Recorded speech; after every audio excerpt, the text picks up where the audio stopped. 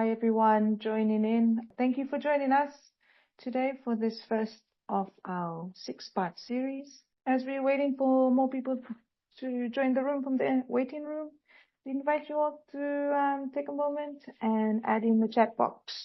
It'd be great to know where you're joining us from.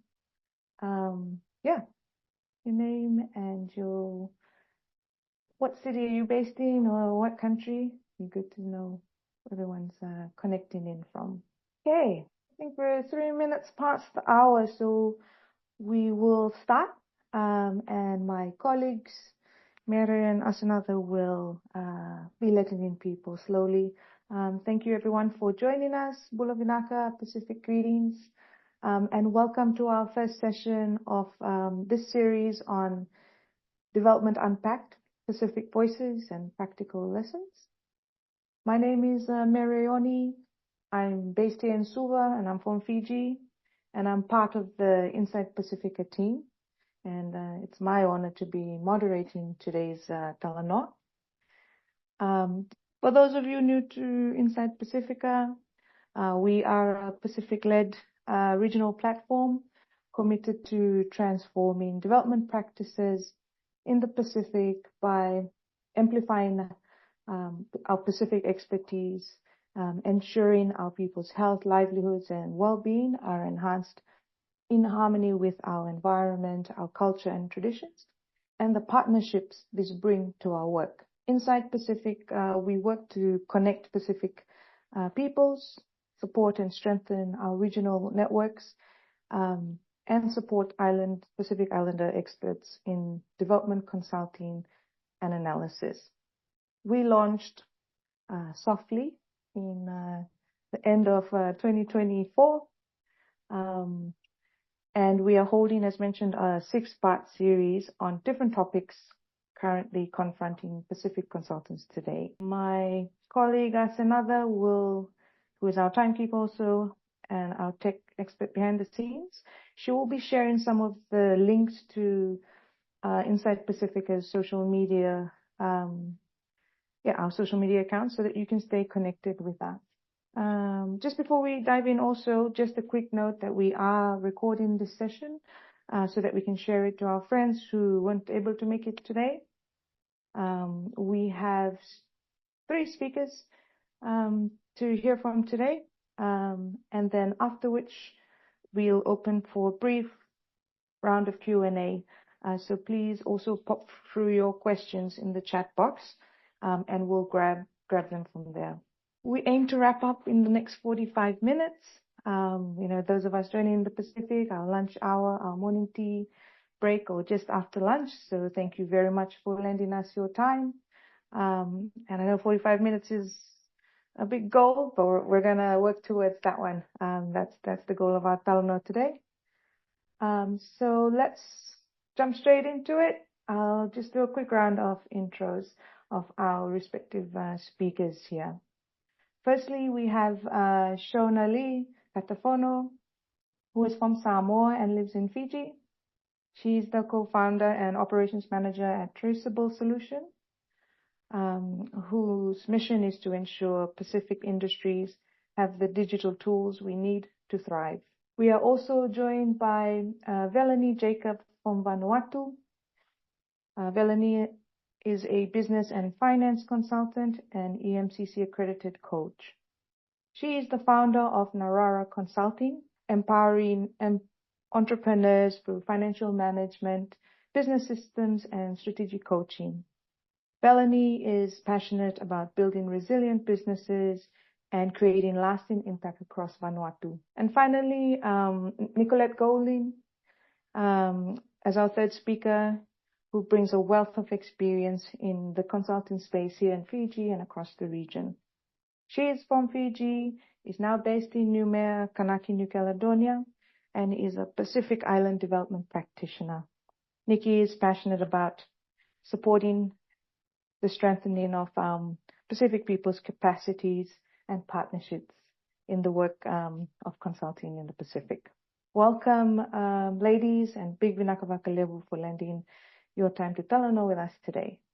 So let's jump straight into the main question of the day. we have asked our speakers to reflect on a shared question. What has motivated you to make the transition into consulting?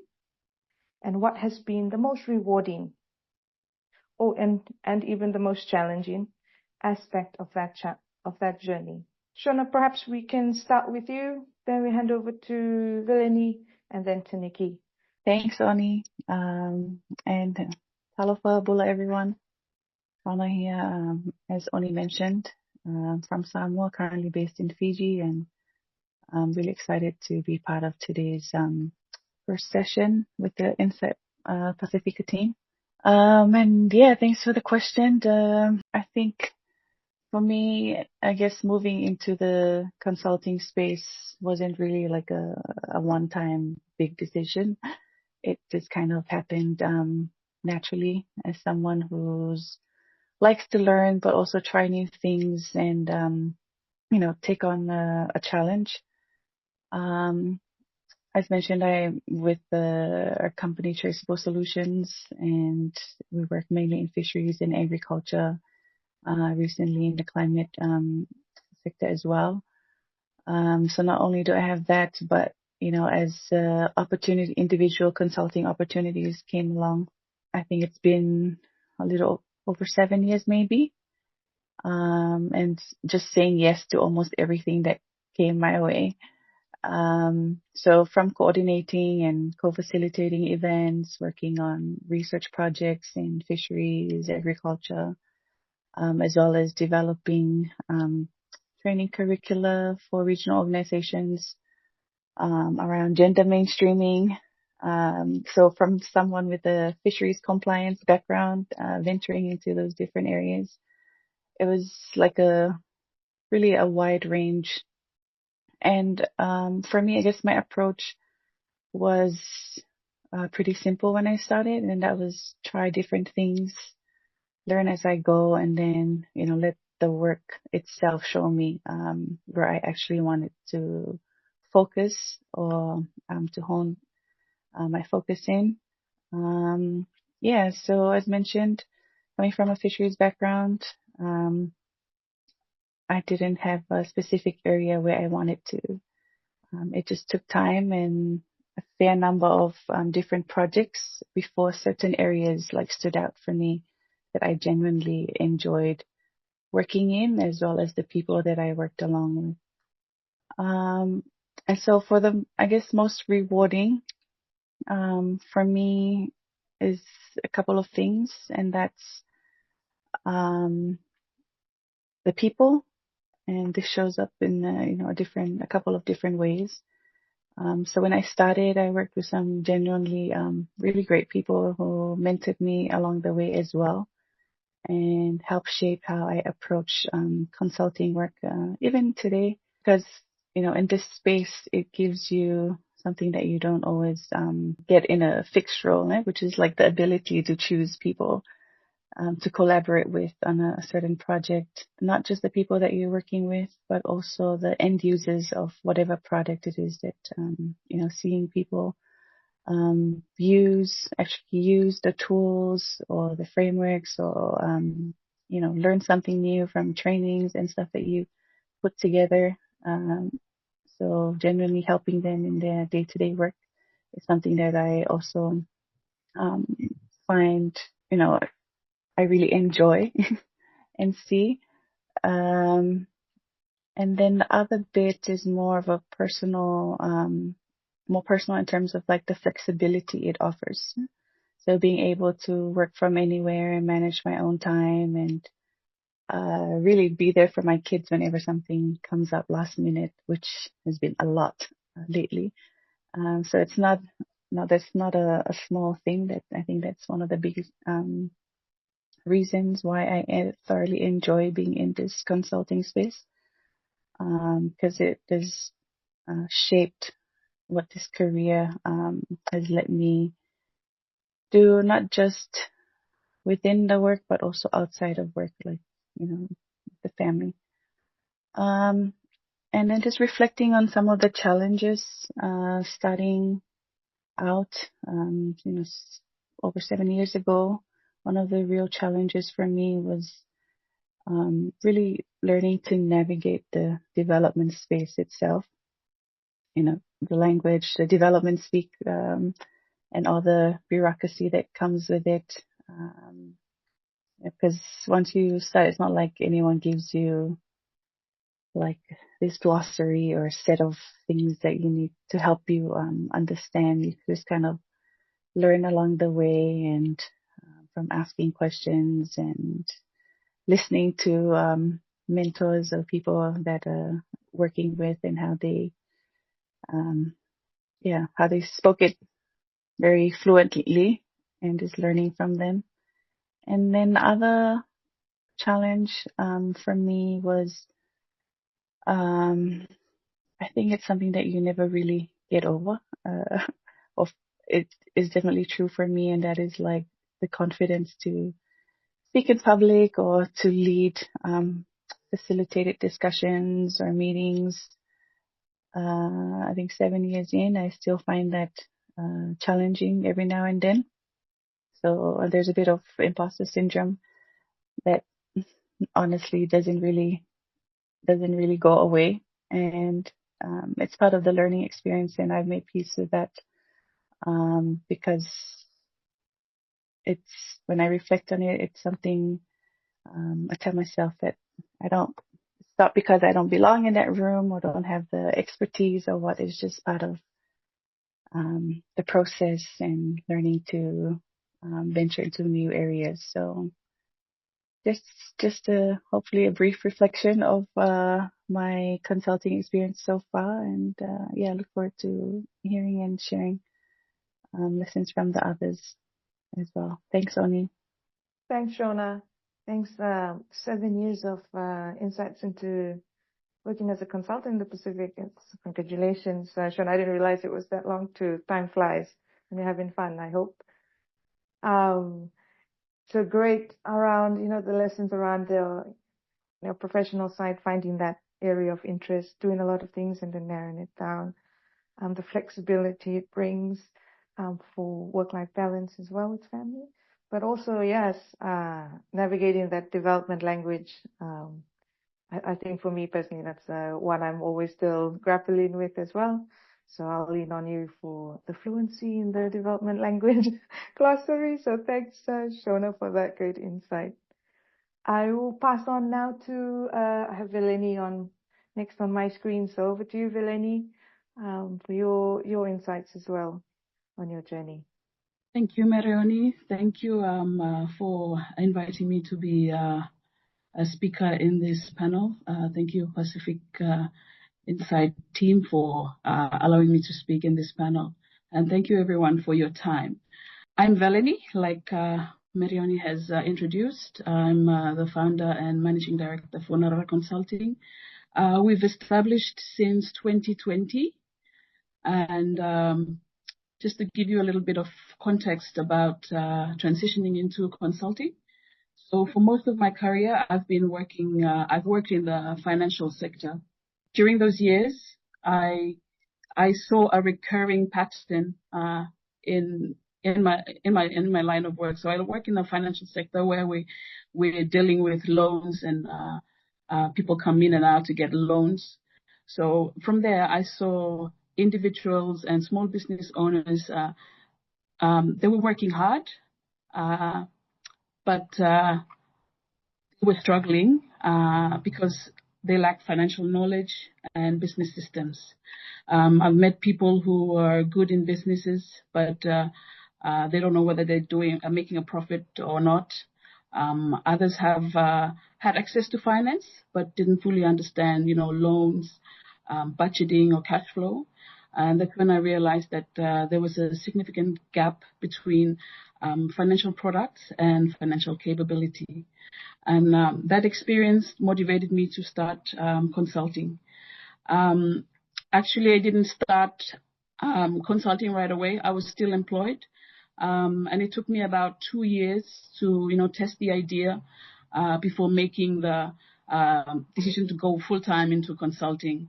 Back then, my goal wasn't to become self-employed. I was just doing it for, I had the skills and I had the passion to help others, and it was helping businesses make, better decisions and build stronger and become more sustainable.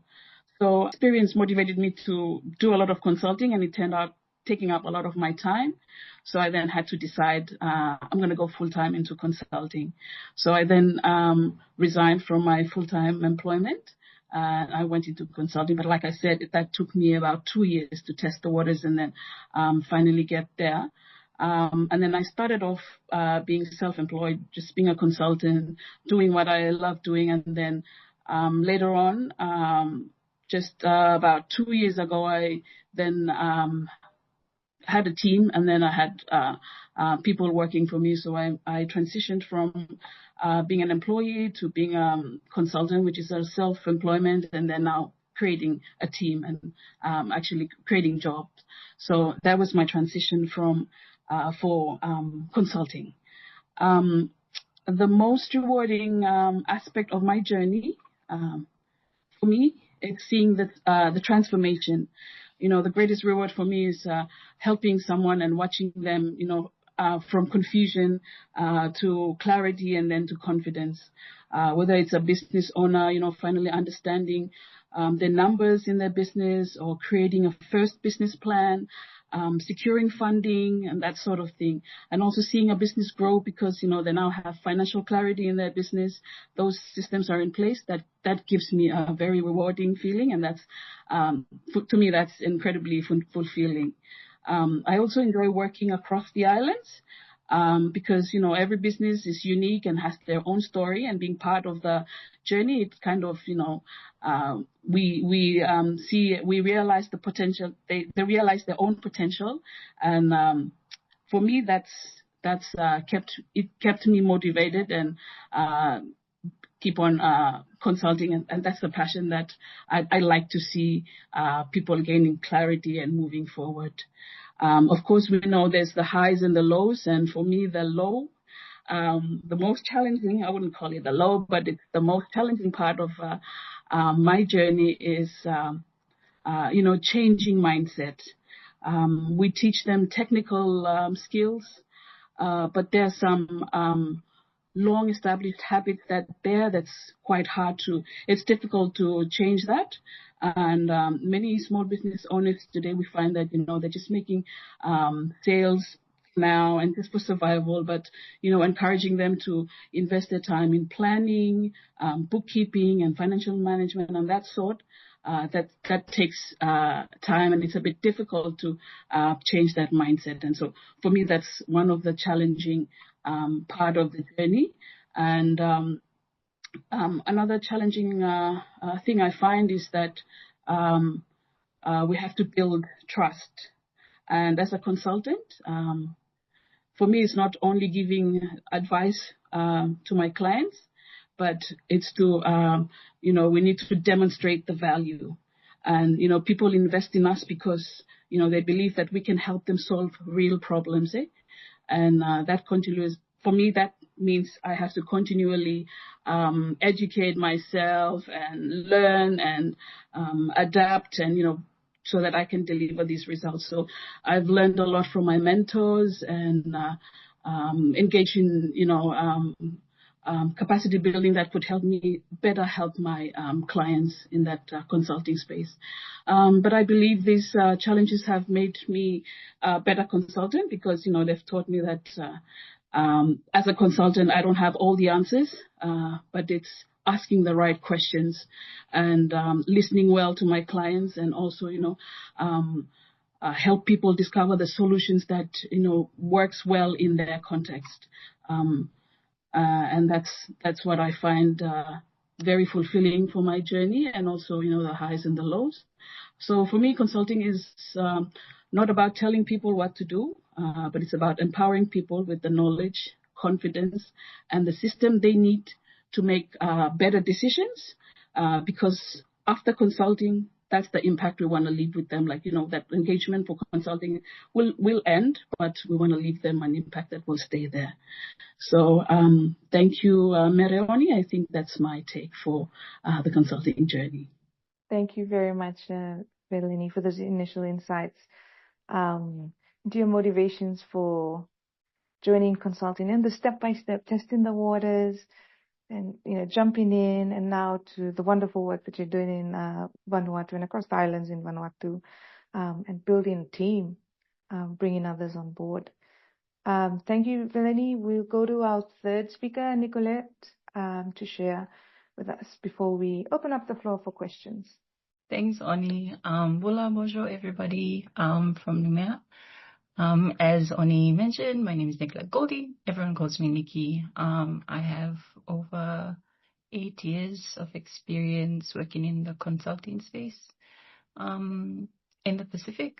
And I'd like to say that my journey started with absolute confidence in my ability to be a consultant and, fully, go full throttle into that space. But it really started with my want as a mother to continue to do the work that I loved, but also to be more physically present with my children after returning from my first 2-week trip away from my 2-month-old daughter.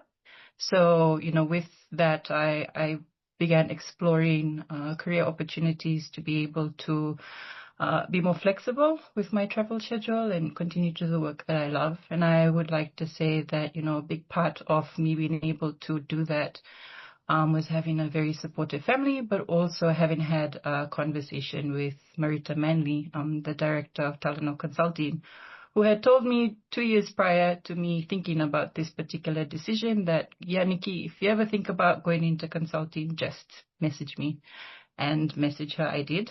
And it's been really rewarding to have been part of, a firm like Talanoa Consulting, who's grown over the years to the amazing team that it has been in, and have to have had that support, I must add, being part of a firm who, really helped me to be able to navigate the waters, the very deep and dark waters of the consulting space, as it sometimes can be. But I'd like to say that, one of the most rewarding parts of my journey has been, as Shauna mentioned, the ability to choose who you work with and who you work for once you've, built the reputation to be able to choose. And really be able to, work with diverse people from across the region and the world who are multi-skilled and talented, and to be able to continue to learn from those individuals and grow in your own profession. So, that has been really rewarding for me. But I must also mention that being a part of a network of consultants has also been rewarding in the sense that I've seen a lot of other Pacific Island consultants grow in their confidence, not only, in their technical confidence, but in the ability to do consulting. So being able to work in a profession where you can, set aside time more meaningfully to help somebody else grow in their chosen career pathway is also something that I found really rewarding in terms of being a consultant. The challenges, I think, in terms of having worked for a consultancy firm and now going out alone and being an independent consultant, is that managing scope creep, really managing, wanting to put yourself out there, build a reputation, take on as much work as you can to show your capabilities, not only as a firm, but as an individual, I think is quite challenging, because it can also lead to burnout, and managing that is really important, especially as an individual consultant where you are your own person, you manage everything, you don't get paid for your sick leave days. And so, having to manage that, being able to manage the scope and manage, being present, because your visibility really adds to your ability to get work is challenging. As a challenge, with being an individual consultant, it's also recognizing that when you look at that big number, often people comment about the rate of consultants. And as an individual, you also, sometimes myself, speaking for myself, I feel like, ooh, am I really worth this much? But it's also realizing that no one pays for your health insurance, no one pays for your professional development and all the tools that you need to do the work that you do. You no longer can lean on the resources within an organization that you once could depend on, and that all comes from you. You need to be your own admin finance person, and I no longer have the luxury of Pritika. Shout out to Pritika if she's on the call doing my invoices for me, and really, and that all is time, and that all is money, money as well. So, that all factors into your rate. And, as you look at that rate, now I'm realizing, I understand more, like I understand before, but more as an individual. So yeah, it's been a really rewarding journey. I think, if I just will mention one thing, that's both, I mentioned being part of, being able to work with lots of people and building your networks has been rewarding. But just linked to that in terms of a challenge is learning how to protect your networks and realizing that as much as that contributes to your ability to do work really well, it is also something that others who are looking to work with you are looking to tap into, and really understanding how to trust who and when to open up access, I think is really important. And working within a firm, I think that was easier for me because, you kind of lent on the reputation of the firm to be able to push back. But as an individual, it is a little bit more difficult. And the questions you could pose to people to push back, don't really have the power dynamic to shift as an individual. And, a good reminder for me to continue to do the work of building a reputation for myself so that I can also, understand when and how to push back access to my own networks. So yeah, that's it for me. I think it's been a really rewarding few years, and look forward to the journey that is out there for me to, explore. Thanks, Bonnie. Naka Nikki. And Vinaka Wakalewa to our two other speakers, to Shona and Velenie. Thank you for the honesty and the insights. It's clear that while the journey has been challenging, the impacts is significant. The ongoing rewards and the opportunities to build upon the good work that you've done and all your experiences in the last, from when you started your journey as a consultant, and this ongoing cycle of continuous learning. And I think Velenie said about adapting and resourcing yourself to ensure you're giving your best foot forward, that you're building your networks and protecting your networks. Yes, so we now are at, I think, half an hour in. So I'd like to take a time now to ask the audience if they have any questions they'd like to pose to the speakers now that we have some Talanoa time on any of the topics that they have raised. You can use the chat box if you'd like to ask any questions to the panelists. So for me, I think I would relate with what Nikki has mentioned before. It's about the rates, getting my feet in the water. For me, I would relate with Nikki, but then again, as I was transitioning from employment to consulting, another thing was, getting out from employment. And for me, it took 2 years because, I have commitments, and I was thinking, okay, if I go into consulting, would I have the ongoing money that I need to, I have commitments that I have to commit to, and I have my full-time employment and my salary is running that, covers a lot of my commitments. But for me, it would be coming out and really going full-time into consulting and there's not always good times all the time. There's times where, Nikki mentioned, there's no more petty cash. There's no more this and that. You are your own finance manager. You are your own everything. So for me, I wish that someone would have told me that, you had to budget at least 6 months of your commitments before getting full-time into consulting, that sort of thing. So, that's my take on, if I had somebody to advise me earlier, it would be that, budget this first before you go into it, because it's not always good times all the time. In terms of tools that I recommend, well, for us and for me personally, I use Xero as a sort of accountant, financial invoice management system, which is fairly easy to use and makes things easier to get your books and things in order. And then when you have contracts, one of the things that you want to manage is your time spent on, the different deliverables. You have set times. And for that, just using a tool like Toggle, which helps to track, every time you're working on a task, and has all these other cool features and stuff where you can tag it against a project or whatever, so that you're able to, and has a cool dashboard that also gives you a look at what you're spending your time on against your different projects. I'd say those are the main ones that I currently use, Xero and Toggle for timekeeping.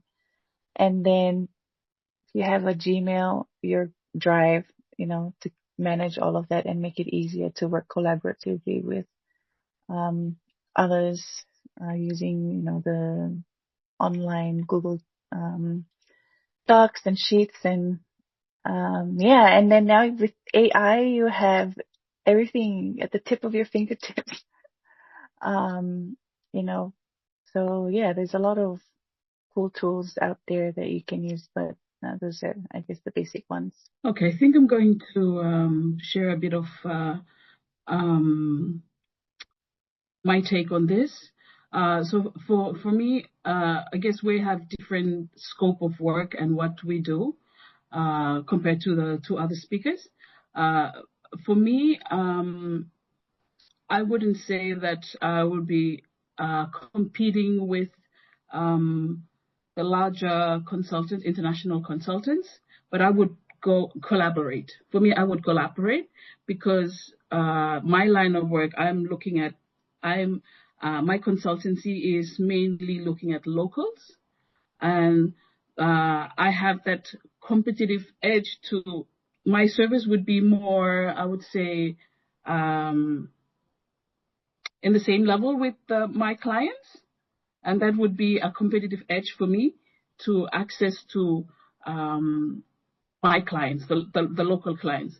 But then if there are some funding that comes in the regional level that comes to Vanuatu, in that context, Vanuatu, I would not compete, but I will collaborate with international consultants, and I've been doing that, and it works well, collaborating. Yeah, this one here, my experience from this also is linked to being a consultant during the pandemic and having a little bit of trauma from that, and being able to manage the amount of workload, recognizing that will we actually have, we had more work, but also how long will this last, and trying to manage scope and children at home, school, and all of that. And I think for me personally, that drove me to pursue a Certificate 4 in project management. And I'm not saying do a Cert 4 in project management, but one of the things that I really took, one of the tools that I thought was really useful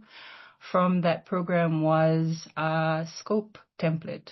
So, really being able to define for yourself with your clients what the scope of the work that you're about to embark on will be, and being able to really identify and detail out as much as you can at the outset with them, how is this going to work, the negotiating timelines and who is your focal point and all of that, for me, really helped me to be able to manage my work because, the stresses of family, those things will always continue and, the highs and lows. And the only thing that I know that I had in my control in terms of like work was to manage scope as best as I could. So, really using that template and also then, if, when working, really leaning on the network and the teams that you work within is also really important. If you're, working on a particular piece of work that has others in the team, also,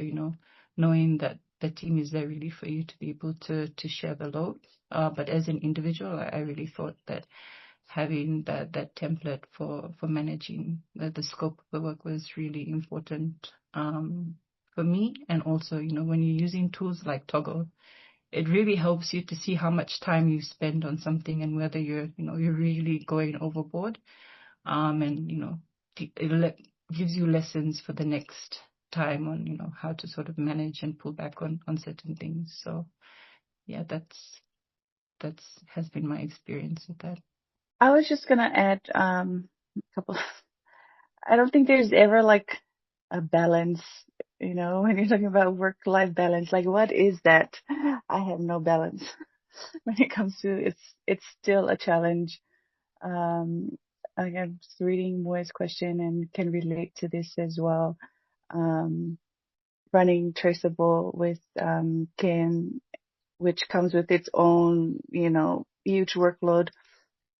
And then you have all the other commitments. And then when to add to that, if you're someone or the falavilavis and the other mental load that comes with that is, I guess you just find what works for you. Not every, like for us, my experience, not every week everything is in a balance. Maybe this week I'm prioritizing my health, and and then next week and then just looking at the scope as Nikki mentioned, and just picking what feels right with your current commitments to your kids and to whatever else. And that's where having a calendar all planned out, whether it's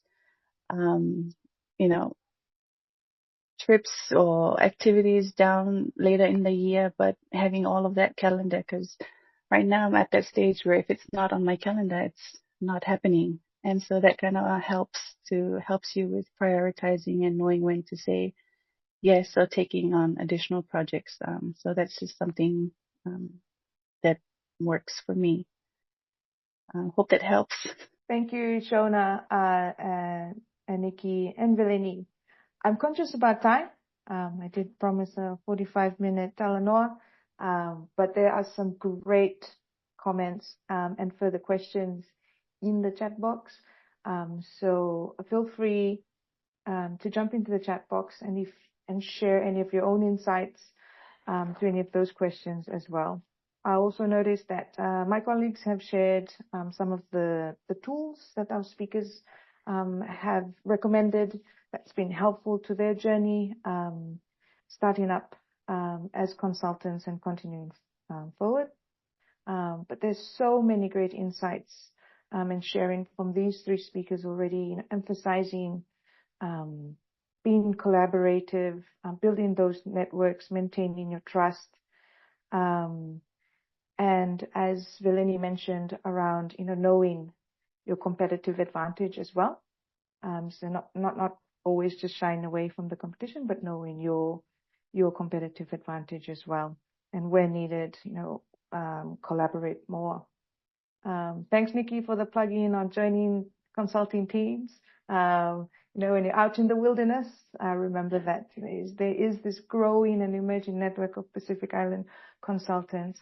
And as all three speakers mentioned about networking, reaching out, supporting one another, and resourcing yourselves along the way.